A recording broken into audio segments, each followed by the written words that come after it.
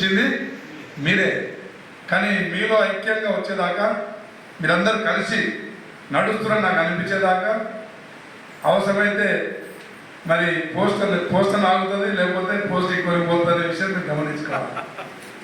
అర్థమైందనే ఉపేంద్ర గారు? ఫోటోలో పోజిషన్ కాదు, ఏం చెప్తున్నా గట్టిగా అర్థం చేసుకోవాలి. నెక్స్ట్ టైం పని చేసే వారికి ప్రాధాన్యత తప్పకుండా ఉంటుంది. నెక్స్ట్ ఎన్నికల దాకా మీరు ఓపికతో ఉండాల్సిందే. నెక్స్ట్ ఎన్నికల వరకు 29 ఎన్నికల వరకు మరి ముందు వచ్చిన వాళ్ళకు ముందు పీట, తర్వాత వచ్చిన వాళ్ళకి 29 తర్వాతనే పీట.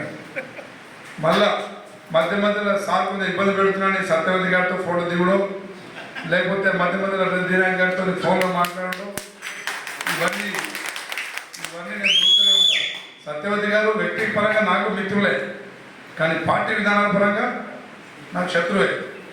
కాబట్టి మా పాత బంధం ఉంది, పాత అనుబంధం ఉందని చెప్పేసి మీరు పోతే మీరే సన్నగిలుతారు, మీరే పలచబడతారు.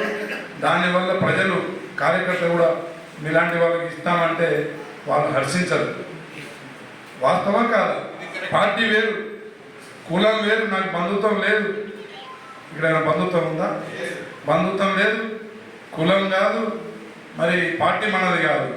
అయినా ఆయనకు ఎందుకు గుర్తించామంటే 2 ఎన్నికల్లో నేనెంత నిజాయితీగా నేను 7:30-8కి పోతే నాకంటే ముందే గంట నుంచి వెయిట్ చేసుకుంటూ ఉండేవాడు. ఆ క్యాంపెయినింగ్ ఏ విలేజ్ అయితే షెడ్యూల్ మనం ముందు రోజు మనం ప్రకటిస్తామో, ఏ మండలం అయితే ఆ మండలం. ఆయన కారు కూడా ఇవ్వలేదు. ఎలక్షన్ అయితే నేను కారు ఇవ్వడానికి డబ్బులు లేకుండే. కారు పెట్టాను, కారు